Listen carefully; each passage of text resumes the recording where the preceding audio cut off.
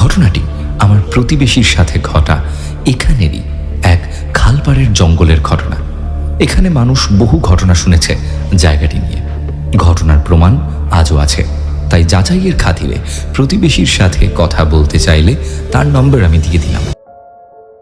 একের পর এক ভালো ভালো ঘটনা আসছে।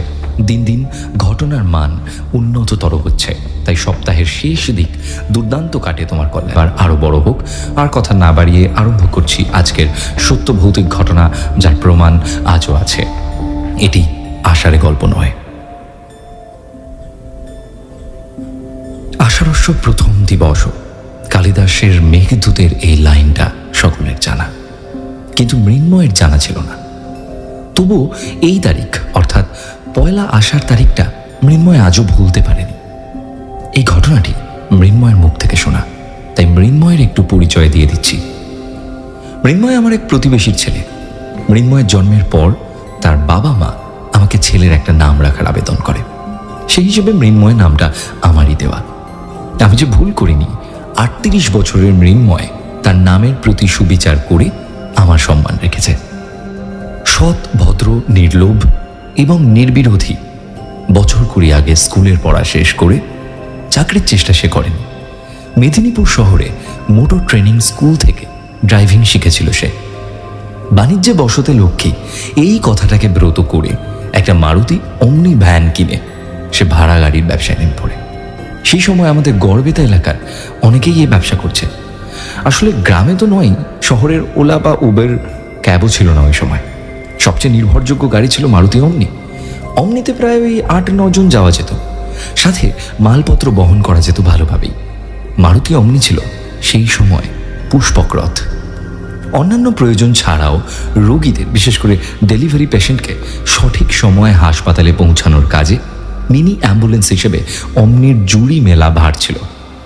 মৃন্ময় নতুন, অভিজ্ঞতা কম, কিন্তু নিজের সুন্দর ব্যবহারের গুণে অল্প দিনেই উন্নতি করতে থাকে। তবে কয়েক মাস পেরিয়ে গেলেও বড় ভাড়া, মানে দূরের বেশি টাকার ভাড়া তখনও পায়নি। একদিন তার গাড়িতে গড়বেতা থেকে মেদিনীপুর যাওয়ার সময় কথা প্রসঙ্গে মৃন্ময় আমাকে বলে, এখন তো আমরা নানান লোকের মুখে গল্পের বইয়ে বহু ভৌতিক গল্প শুনি, পড়ি, তবে বিশ্বাস করবে কিনা জানি না, এটা গল্প নয়, ঘটনা। যে ঘটনার প্রত্যক্ষদর্শী আমি নিজে। আমি বললাম, বিশ্বাস অবিশ্বাসের কথা পরে আসবে, আগে তো শুনি। মৃন্ময় বলল, ওই তারিখটা ছিল পয়লা আষাঢ়। শুনেই বললাম, বাহ, পয়লা আষাঢ়! অষাঢ়স্য প্রথম দিবসে তো কালিদাসের মেঘদূত বিরহের বার্তা এনেছিল, তা তুই কোন বার্তা পেয়েছিলি একটু শুনি। এরপর মৃন্ময় যেভাবে বলেছিল সেভাবেই লিখছি। আগের দিন রাত হতেই প্রবল বৃষ্টি চলছে। সকাল 8টা নাগাদ আমলাগোড়া থেকে ফোন এলো, ঝাড়গ্রাম যেতে হবে। ছাড়া ভাড়া, মানে আমাদের ভাষায় ছেড়ে চলে আসতে হবে। তৈরি হয়ে কিছুক্ষণের মধ্যেই পৌঁছলাম নির্দিষ্ট ঠিকানায়। কিন্তু ওরা বেরোচ্ছি করে বের হলো সকাল 11টা নাগাদ। ঝাড়গ্রাম বললেও ঝাড়গ্রাম কিন্তু নয়, তার কাছাকাছি দহিজুড়ি বলে একটা জায়গায় যেতে হলো। বেলা 2টো নাগাদ ওদের নামিয়ে ফিরতে যাব। বাড়ির লোক বলল, খেয়ে যাও। অনেকখানি রাস্তা, মাঝে একটি গভীর বন আর একটা ছোট খাল আছে। এই বর্ষার সময় খালের জল বেড়ে যেতে পারে। তাছাড়া গত কয়েকদিন ধরে দামাল হাতির দল দাপিয়ে বেড়াচ্ছে এই জঙ্গলে এবং আশেপাশের অঞ্চলগুলোতেও। সন্ধ্যের আগে জঙ্গল পেরোতে হবে, খেতে খেতে দেরি হবে, তাই আপত্তি করলাম। ওদের বাড়িতে কি একটা যেন অনুষ্ঠান ছিল, আপত্তি শুনল না। নিরুপায় হয়ে ভদ্রতার খাতিরে খাওয়া দাওয়া করে একটু বিশ্রাম নিয়ে যখন রওনা দিলাম, প্রায় 4টে বাজে।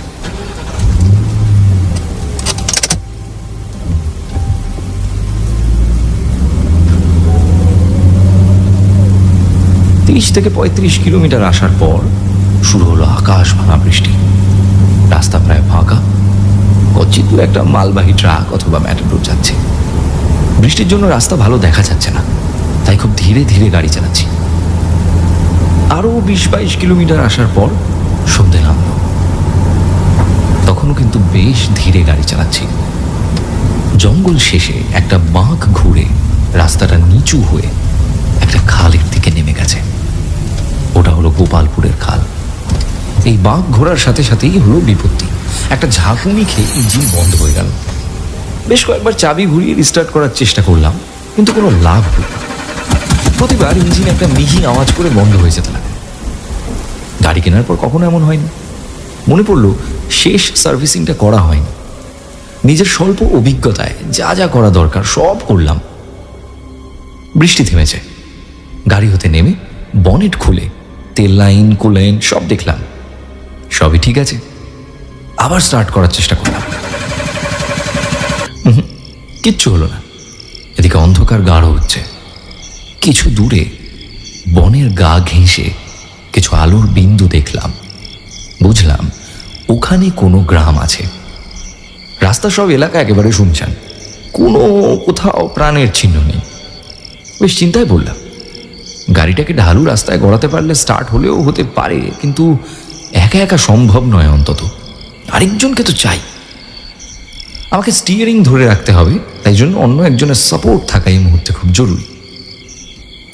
একবার ভাবলাম ওই গ্রামে গিয়ে কাউকে ডেকে আনি, কিন্তু এই অচেনা অজানা নির্জন জায়গায় অন্ধকারে গাড়ি রেখে অত দূর যেতে ইচ্ছে হলো না। গেলেই যে কেউ আসবে তেমনটা তো নয়। চারিদিকে চাইছি, কিন্তু কোথাও কেউ নেই।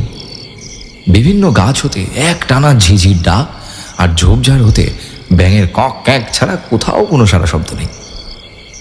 তখন এই বড় ফোনটা কিন্তু ছিল না। ছোট নোকিয়া সেটের টর্চ জেলে হাতটা উপরে তুলে বেশ কয়েকবার ঘোরালাম, যদি আলো দেখে কেউ আসে। অনেক চেষ্টা করেও সেটা ব্যর্থ হলো। বাড়িতে ফোন করতে গেলাম, নেটওয়ার্ক নেই। হাই রোড না হলেও এই রাস্তায় অনেক রাত অবধি অনেক গাড়ি যাতায়াত করে, কিন্তু আশ্চর্য এই যে এতক্ষণেও একটা গাড়ি বাইকও আসছে না। পিছনে গিয়ে দু একবার ঠেলার চেষ্টা করলাম গাড়িটা, পারলাম না। টর্চের আলোয় দেখলাম পিছনের একটা চাকা পিচ ওঠা রাস্তায় একটা জলে ডোবা ছোট গর্তে পড়ে আছে। একা তোলা সম্ভব নয়। চিন্তা নয়, এবার একটু ভয় হতে লাগলো। কাউকে না পেলে কি করব? বৃষ্টিটা অনেকক্ষণ বন্ধ হয়েছে। অন্ধকারের মধ্যে জায়গাটা এক একবার আলোয় ভরছে। উপর দিকে চেয়ে দেখলাম বর্ষার কালো মেঘ দ্রুত এক প্রান্ত হতে অন্য প্রান্তে ছুটে যাচ্ছে। মাঝে মাঝে শুক্লা পঞ্চমীর চাঁদ উঁকি দিয়ে হালকা আলোয় ভরিয়ে দিচ্ছে মুহূর্তের জন্য। সেই আলোয় দেখলাম খালের দাঁড়াঙের কাছে কিছু বাঁশ, কাঠ, ছেঁড়া প্লাস্টিক পড়ে আছে। বোধহয় কেউ চালা বানিয়েছিল কখনো। চাকাটা গর্ত হতে তুলবার জন্য চালার কাছ থেকে একটা বাঁশ এনে পিছনের চাকাটাকে তুলতে যেতেই ঘটল বিপত্তি। গাড়িটা ঢালু রাস্তা ছেড়ে উঁচু নিচু জমির উপর ঝোপ ঝাড় কুশ ঝোপ মারিয়ে এগিয়ে গিয়ে থামল খালের বালিতে। একটা পোড়া কাঠে ধাক্কা লেগে ভিজে বালিতে চাকা বসে না থামলে গাড়ি নির্ঘাত উল্টে যেত। ডান দিকে উঁচু পাড়ে একটা বড় শিমুল গাছ। তার ডালপালার জন্য নিচের চত্বরটা বেশ অন্ধকার। ঘন পাতার ফাঁক দিয়ে সামান্য যেটুকু চাঁদের আলো আসছে, তাতে অদ্ভুত এক আলো আধারি সৃষ্টি করছে। লক্ষ্য করলাম আশেপাশে বালির উপর অনেক পোড়া কাঠ ছড়িয়ে আছে। দেখে বুঝলাম এটা শ্মশান। ভাবতেই বুকের ভেতরটা ছ্যাদ করে উঠল। ছোট হতে বহু লোকের মুখে শ্মশান নিয়ে অনেক অলৌকিক ভৌতিক ঘটনা শুনেছি। সেগুলো একটার পর একটা মনের মধ্যে জেগে উঠতেই কেমন একটা শিহরণ খেলে গেল। শত চেষ্টা করেও মন থেকে চিন্তাগুলোকে সরাতেই পারছি না। চারিদিকে একেবারে শুনশান। খালের জল বইছে কলকল করে। লক্ষ্য পড়ল গাড়ির চাকায় চ্যাটচ্যাটে কাদা লেগে টায়ারের গ্রিপগুলো ঢেকে গিয়েছে। কাদা ছাড়ানোয় মন দিলে চিন্তাটা দূর হবে ভেবে বাঁশের কঞ্চি বা কাঠের টুকরো খুঁজতে বালিতে গেঁথে থাকা একটা শুকনো গাছের ডাল দেখলাম। টুকরোটা ধরে টান দিতে উপরে সেটা হাতে এসে গেল, আর মুহূর্তে শিউরে উঠে ও বলে একটা অস্ফুটে আওয়াজ করে টুকরোটাকে দূরে ছুঁড়ে ফেললাম। ওটা আসলে একটা মানুষের কনুই হতে কবজি অবধি হাতের হাড়।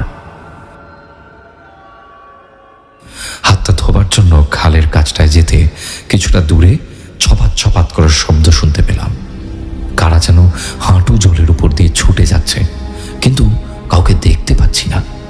অথচ শব্দটা হয়েই চলেছে। তাড়াতাড়ি গাড়ির কাছে ফিরে এলাম, আর তখনই শিমুল গাছের ডালপালায় ঝরঝর করে আওয়াজ হলো, আর পাতাগুলো হাওয়ায় দুলে উঠল। সেদিকে চাইতেই দেখলাম এক ঝাঁক বাদুড় ঝটফট ডানা ঝাপটে রাতের আকাশে উড়ে গেল। আর সেই আওয়াজ শুনে গাছের ওপারের ঘন বেত বনের ভেতর হতে ভেসে এলো একদল শিয়ালের হাড় হিম করা চিৎকার। এই জনহীন নির্জন অন্ধকারে শ্মশানে দাঁড়িয়ে আমার শরীরে ঠান্ডা স্রোত বয়ে গেল। দ্রুত গাড়ির ভেতর ঢুকে ধপাস করে বসে পড়লাম। তখনই গাড়ির নিচ হতে ধূপধাপ শব্দের সাথে একটা বিশ্রী ক্যাওক ক্যাওক আওয়াজ উঠল, আর পুরো গাড়িটা দুলে উঠল। তাড়াতাড়ি মোবাইলের আলো জ্বেলে বাইরে পা রাখতে কয়েকটা ভাম বা বনবিড়াল জাতীয় প্রাণী বেরিয়ে ছুটে গিয়ে সামনের কুশ ঝোপে ঢুকে পড়ল। ঝোপের ভিতর হতে তাদের হিংস্র নীল চোখগুলো চেয়ে আছে আমার দিকে। একটু সাহস সঞ্চয় করে ভাবছি সেগুলো আতিভৌতিক বা অতি প্রাকৃতিক কিছু নয়। নির্জন এলাকা, শ্মশান, এসব হতেই পারে। দুর্বল চিত্ত মানুষরা এসব দেখে ভয় পায় এবং কল্পনা মিশিয়ে মিথ্যে রটনা করে। ভয় তো জীবিত মানুষকে, সে আমার ক্ষতি করতে পারে। মৃত মানুষ তো তা পারে না, সে অসার। আসলে শ্মশান কথাটার মধ্যেই না একটা ভয় লুকিয়ে আছে, স্থানটায় নয়, এসব উটকো চিন্তাগুলোর মধ্যেই।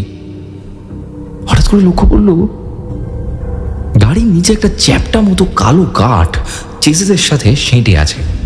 ওটাতে লেগেই গাড়িটা থেমে গিয়ে বালিতে বসে গেছে।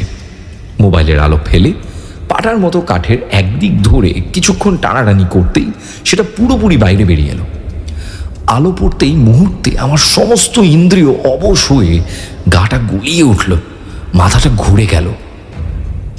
বস্তুটা একটা মানুষের থ্যাতলানো আধপোড়া দেহ, হাতিতে মারা কোনো দেহ আধপোড়া করে ফেলে চলে গেছে কেউ। টলতে টলতে চোখে অন্ধকার নিয়ে কোনো মতে গাড়িতে ঢুকে কাঁচটা না উঠেই দরজাটা কোনো রকমে বন্ধ করলাম। চেতনা হারাবার আগে এটুকু অনুভব হলো আমি সিটে মুখ গুঁজে লুটিয়ে পড়েছি। ঘাড়ের কাছে একটা বরফ কুচির মতো ঠান্ডা স্পর্শ পেয়ে জ্ঞান ফিরল অনেকক্ষণ পর। গাড়ির জানলার দিকে তাকাতেই ভীষণ রকম চমকে উঠলাম। দেখলাম জানলার বাইরে প্রায় 60-65 বয়সের মতন একজন মূর্তি দাঁড়িয়ে রয়েছেন অন্ধকারে। পরনে কৌপিনের মতো পড়া একটা ছেঁড়া ময়লা গামছা, খালি গা। অন্ধকারের সাথে মিশে যাওয়া কালো শরীরটা প্রায় দেখাই যাচ্ছে না। ভয় বিস্ময়ে আমি নির্বাক হয়ে গেছি। পাগুলো যেন কেউ গাড়ির সাথে সেঁটে দিয়েছে, নড়াচড়া করার কোনো ক্ষমতা নেই আমার। ভীষণ ভয় পেয়ে দরদর করে ঘামছি। মুখটা দেখার চেষ্টা করতে চাঁদের অস্পষ্ট আলোয় দেখলাম সারা মুখে ছোট ছোট সুপারির মতো অজস্র টিউমার লোকটার। আপনি কোথায় যাবি? কথাটা কানে যেতেই সম্বিত ফিরল। বুঝলাম ইনি কোনো আদিবাসী সাঁওতাল। অবাক হয়ে ভাবছি এই লোকটা এলো কোথা দিয়ে? মাটি ফুঁড়ে উঠে এলো নাকি? আপনি কোথায় যাবি গো বাবু? দ্বিতীয়বার কথাটা শুনে একটু সাহস এলো। বুঝলাম এই বনের ধারে যে আলো দেখেছিলাম তা হয়তো কোনো সাঁওতাল পাড়া। লোকটা হয়তো সেখান থেকেই এসেছে। যেখান থেকেই আসুক, এত পরে একজনকে দেখে বুকে একটু সাহস এলো। লোকটা নিষ্পলক চোখে চেয়ে আছে আমার দিকে। আমি ঝাড়গ্রাম যাওয়া, গাড়ি খারাপ এবং বাড়ি ফেরার কথা জানিয়ে বললাম, কপাল ভালো তোমার দেখা পেয়েছি, নাহলে যে কি হতো জানি না। তুমি গাড়িটা সামনে থেকে একটু ঠেলে দাও, রাস্তায় উঠে গেলে স্টার্ট হয়ে যাবে মনে হয়। লোকটা বলল, শোন শোন, তোর গাড়িটা আমি স্টার্ট করে দিবার ব্যবস্থা করে দেবো খন। ওটা নিয়ে তোকে ভাবতে হবে নাই। তবে ভগবানের কৃপায় যখন আমি আসি পড়ছি তখন তোকেও আমার একটা কাজ করে দিতে হবে। আমি অবাক হয়ে বললাম, কি কাজ? লোকটা বলল, পাড়ার একটা মেয়ের বিয়া হয়েছে, উহাকে তোকে হাসপাতালে ছাড়ি দিয়ে আসতে হবে। বুঝলাম কোনো ডেলিভারি পেশেন্ট। বললাম, আরে শুনছো, গাড়ি স্টার্ট নিচ্ছে না, আগে গাড়িটা চালু হোক, তবে তো যাবার কথা ভাববো। নাও নাও ঠেলো দেখি। লোকটা বলল, আমাকে বড় বোকা পেয়েছিস লয়, আগে বল যাবি তবে না ঠেলু। বললাম, তোমার মেয়ে তো নয়। অন্ধকারে মুখ দেখতে না পেলেও স্বর শুনে বুঝলাম লোকটা রেগে গেছে। লোকটা কর্কশ গলায় খেঁকিয়ে উঠে বলল, এইটা আপনার কেমন কথা বলে? পাড়ার মিয়া কি আমার মিয়া লয়? আমিও মিয়ার বাপ। ওই মিয়াটা যদি বাঁচে আমি অনেক শান্তি পাবো। জানবো ওটা আমার মিয়াটাই বেঁচে আছে। শেষের দিকে গলাটা কেমন যেন বুঝে এলো। মনে হলো একটা উথলে ওঠা কান্না অনেক কষ্টে চেপে রাখতে চাইছে।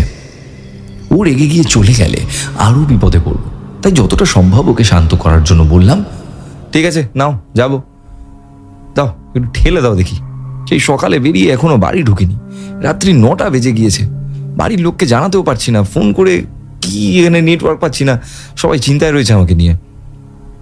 আবার তোমার পাড়ায় পেশেন্ট নিয়ে গেলে ভোর হয়ে যাবে বাড়ি ঢুকতে, চলো তাড়াতাড়ি ঠেলো। লোকটা শান্ত গলায় বলল, আপনার কথাটা আমি বুঝলাম বটে, তবে তোকে আমার কথাটাও বুঝতে হবে। মেয়েটার কথা ভেবে আজ একটুক্ষণ কষ্ট করলে মেয়েটার সাথে লোকগুলান আসবে, ওরা তোর গাড়িটা ঠিক স্টার্ট করে দিবে। তুই একটুক্ষণ থাক, তবে জায়গাটা ভালো নয়। আপনি চিন্তা করিস না, তোর কিছু হবে নাই। কেউ কিছু বললে আমার নাম নিবি, আমি লক্ষীরাম। বলেই হন হন করে ফিরে যেতে লাগলো। আমি চিৎকার করে বললাম, ও লক্ষীরাম, ও ভাই শোনো শোনো। কিন্তু না, লক্ষীরাম চলে গেছে। ওই নির্জন অন্ধকারে খালের বালিতে আমি আবার একা। লক্ষীরামের উপর ভীষণ রাগ হলো। পেশেন্টের ব্যাপারে কিছুই সেরকমভাবে জানা হলো না, কখন আসবে ওরা কে জানে। গাড়ি ঠিক হলেও বাড়ি ফেরার উপায় নেই, বয়স্ক মানুষটাকে কথা দিয়ে ফেলেছি। বেশ কিছুক্ষণ অপেক্ষা করার পর দূর হতে অস্পষ্ট আওয়াজ শুনে মনে হলো অনেক লোক এদিকে এগিয়ে আসছে। ওরা কাছে আসতেই গাড়ির কাঁচ নামালাম। সাথে সাথে কয়েক আদিবাসী সাঁওতাল মানুষের মুখ জানলার উপর হুমড়ি খেয়ে পড়ল। তারা ব্যস্তভাবে চেঁচিয়ে উঠে বলল, দরজাটা খুলো বাবু, দরজাটা খুলো। দরজাটা খুলে বাইরে বেরোতেই দেখি 10-12 জন যুবক দাঁড়িয়ে। তারা বলল, আপনি একটু উপকার করেন, আমাদের মিয়াটাকে একটুখানি সারেঙ্গার হাসপাতালে নিয়ে যেতে হবে। এতক্ষণ পর এতজন মানুষকে দেখে মনটা জুড়িয়ে গেল। বললাম, সব হবে, আগে গাড়িটাকে ঠেলে একদম রাস্তায় তোলো তো দেখি। আমি স্টিয়ারিং ধরে চাবি ঘুরিয়ে দিতে অদ্ভুতভাবে ইঞ্জিন স্টার্ট হয়ে গেল। ওরা সামনে হতে ঠেলতে লাগলো। আমি ব্যাক গিয়ার দিয়ে গাড়িটাকে রাস্তায় এনে খালের সামনে দাঁড় করালাম, স্টার্ট বন্ধ না করে। কিছু দূরে দড়ির খাটের ডুলিতে শুয়ে কাতরাচ্ছে একটি মেয়ে। ওরা ওকে এনে গাড়িতে তুলে পিছনের সিটে শুইয়ে দিল। 3 জন পিছনেই মেয়েটির বিপরীত সিটে এবং একজন সামনের সিটে আমার পাশে চেপে বসতে কোনো কথা না বলে গাড়ি ছাড়লাম। ঘড়িতে তখন রাত্রি 10টা। পাশে বসা ছেলেটি জানালো সন্ধ্যে থেকে ওর বউয়ের ব্যথা উঠেছে, কিন্তু ঝড় জলের জন্য কোথাও গাড়ি পায়নি। এখন ডুলি করে 2 কিলোমিটার দূরে খালের ওপাশে গোপালপুর নিয়ে যাচ্ছিল। ওখানে নাকি একজনের মারুতি আছে, কিন্তু এখানে এসে খালের ধারে আমার গাড়ি দেখতে পেয়ে আমার কাছে এসেছে। আমি সব শুনে বললাম, কেন লক্ষীরাম তোমাদের খবর দেয়নি? সেই তো আমায় আটকে রেখেছিল হাসপাতাল যাওয়ার জন্য। 4 জন একসাথে বলে উঠল, লক্ষীরাম? সে আবার কে বটে? আমাদের পাড়ায় তো লক্ষীরাম বলে কেউ নাই। আমি বললাম, নেই তো নেই, আমি কি মিথ্যে বলছি নাকি? ওনা থাকলে আমি আজকে মরেই যেতাম। পাশের ছেলেটা বলল, রাস্তা থেকে আপনি কেন এই বালিপুরে গেছেন? ওটা তো শ্মশান ঘাট, জায়গাটা ভালো লয়, মাঝে মাঝে তো হাতিও ঢুকে পড়ে, কত জনকে মেরে খাল ঘাটে ফেলে দেয়, সে খবর তো আপনারা জানেন না। লোকগুলানকে তো সেভাবে জ্বালানোই হয় না, আতপোড়া শরীরগুলান ওখানেই পৌঁছে খালের বালিতে গাড়া হয়ে যায়। রাতের বেলা আমরা উধারে যাইনি, আজ আপনার গাড়ি দূর থেকে দেখে আমরা এলাম। আমি বললাম, জায়গাটা যে ভালো নয় তা তো বুঝেছি, এইসব আর বলতে হবে না, চলো চুপ করে চলো। ওদের হাসপাতালে পৌঁছে প্রায় ঘন্টাখানেক পর যখন 2 জনকে নিয়ে আবার ফিরছি, তখন ভোর হতে আর বেশি দেরি নেই। শুনলাম বউটি একটি মেয়ের জন্ম দিয়েছে এবং মা মেয়ে দুজনেই ভালো আছে। ওর স্বামী এবং আরেকজন রয়ে গেছে। ফেরার পথে যে আমার পাশে বসেছিল, আপনাকে একটা কথা বলি, কিছু মনে করবেন নাই। আপনি যে লক্ষীরামের কথা বলছিলেন, লোকটা আজ আর নাই, 2 বছর আগে মরে গেছে। শুনেই আমি চমকে উঠলাম, মরে গেছে মানে? এরপর ওরা যা বলল সেটা এরকম। ওদের পাড়ায় লক্ষ্মীরাম তার বউ আর মেয়েকে নিয়ে থাকতো। মেয়েটা যখন কম বয়স তখন ওর মা মারা যায়। মা হারা মেয়েকে লক্ষ্মীরাম নিজেই মানুষ করে। বাপ বেটিতে মিলে পরের জমিতে কাজ করে সংসার চালাতো। লোকটা ছিল খুব সরল সাদাসিধে, গ্রামের যে কোনো কাজে নিঃস্বার্থভাবে অংশ নিত। বছর 2 আগে তার 17 বছরের মেয়ে পাশের গ্রামের এক ছেলেকে বিয়ে করে গ্রাম ছেড়ে পালিয়ে যায় এবং কয়েক মাস পর ফিরে এসে যে যার বাড়ি চলে যায়। সমাজ সেটা মেনে নেয়নি। সমাজ তার সাথে সমস্ত সামাজিক সম্পর্ক ছিন্ন করে এক ঘরে করে দেয়। তবে গ্রামের সালিশি সভার কথা মেনে যদি সেই পরিবার মোটা টাকা জরিমানা দেয় এবং নিজেদের পুরো গ্রামবাসীকে যদি ভুরিভোজ দিতে পারে, তাহলে পরিবারকে আবার সমাজে ফিরিয়ে নেওয়া হয়। বলা বাহুল্য, হতদরিদ্র লক্ষ্মীরাম তা পারেনি, তাই সভার সিদ্ধান্তে তাকে গ্রাম থেকে তাড়িয়ে দেওয়া হয়। মেয়েকে নিয়ে অসহায় লক্ষ্মীরাম খালপাড়ের খাস জমিতে চালা ঘর করে থাকতে থাকে। কিছুদিন পরে জানতে পারে তার মেয়ে সন্তান সম্ভবা। ছেলেটির খোঁজ করে, কিন্তু শুনে ছেলেটি গ্রাম ছেড়ে পালিয়ে গেছে। ঠিক কালকের মতো এক ঝড় জলের রাতে লক্ষ্মীরামের মেয়ের ব্যথা ওঠে। তাকে হাসপাতালে নিয়ে যাওয়ার দরকার পড়ে, কিন্তু বহু ছোটাছুটি করেও কারোর সাহায্য পাওয়া যায়নি। সালিশি সবার বিরুদ্ধে গিয়ে কেউ গাড়ি নিয়ে যেতে রাজি হয়নি। অসহায় বাবা শেষে একপাশের অঞ্চলের ভ্যান রিক্সাওয়ালাকে হাতে পায়ে ধরে নিয়ে আসে। মেয়েকে যখন ভ্যানে তোলা হয় তখন লক্ষ্মীরামের গ্রামের লোক জানতে পেরে রে রে করে ছুটে আসে। ভ্যান রিক্সাওয়ালাকে ভয় দেখিয়ে ফেরত যেতে হুমকি দেয়। সে রাজি হয় না। রাগে অগ্নিশর্মা হয়ে গ্রামের লোক এক পৈশাচিক কাণ্ড করে বসে। লক্ষ্মীরামের মেয়ে সমেত ভ্যান রিক্সা ঠেলে গড়িয়ে দিয়ে পালিয়ে যায়। খালের উঁচু পাড়ের দাঁড়াঙে ধাক্কা খেতে খেতে ভ্যান সহ লক্ষ্মীরামের মেয়ে নিচে পড়ে। প্রচণ্ড আঘাত আর রক্তক্ষরণে সে রাতে মারা যায় ফুলমণি আর তার গর্ভস্থ সন্তান। লক্ষ্মীরামের বুক ফাটা কান্না কেউ শোনেনি। মেয়ের মৃত্যু লক্ষ্মীরাম সহ্য করতে পারেনি। ওই রাতেই মেয়েকে বালি চাপা দিয়ে লক্ষ্মীরাম বিষ খেয়ে আত্মহত্যা করে। মৃত্যুর পর মানুষের সব দোষ মার্জনা হয়, লক্ষ্মীরামের হয়নি। সমাজ তাদের দোষ মার্জনা করেনি। তবে এখন অনেকেই সালিশি সভার নির্ণয়ের বিরুদ্ধে গিয়ে নিজেদের মধ্যে বলাবলি করে যে লক্ষ্মীরামের উপর নাকি অন্যায় করা হয়েছে। সব শুনে আমি চুপ করে রইলাম। একটি কথাও মুখ দিয়ে বের হলো না। ওদের বাড়িতে বেশ কিছুটা আগে এসে বললাম, ভাই তোমরা একটু এখান হতে চলে যাও, ওখানে যেতে গেলে আমার আরো দেরি হবে, শরীর আর বইছে না। ওরা শুনে বলল, আপনি যা করলেন এরপর আর কিছু বলার নাই, আমরা হাঁটিয়ে ঠিক চলে যাব। ওদের নামিয়ে ভাড়া নিয়ে বাড়ি ফিরে এলাম। কয়েকদিন শরীর খারাপের জন্য গাড়ি চালাতে পারিনি। সবসময় মনে পড়েছে লক্ষ্মীরামের কথা। ঘটনাটা একমাত্র আমার স্ত্রী জানে, আর আজ তোমাকে জানালাম।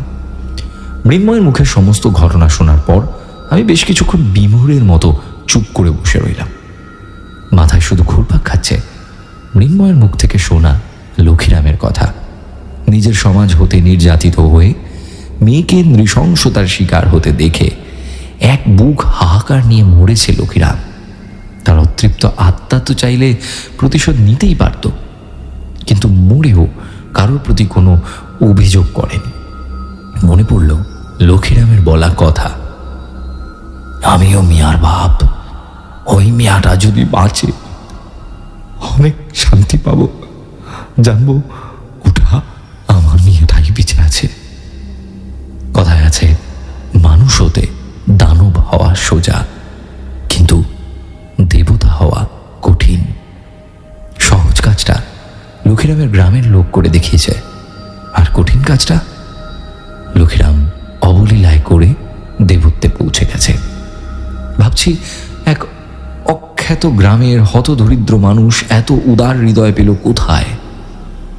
লক্ষ্মীরাম তথাকথিত নিরক্ষর অজ্ঞ, সে তো কপালকুণ্ডলা পড়েনি, তবে কোথায় পেল এই মহৎ শিক্ষা যা আদি নিয়মকে বুড়ো আঙুল দেখিয়ে তাঁদের সমাজকে শিখিয়ে দিল দেবতা কি করে হওয়া যায়।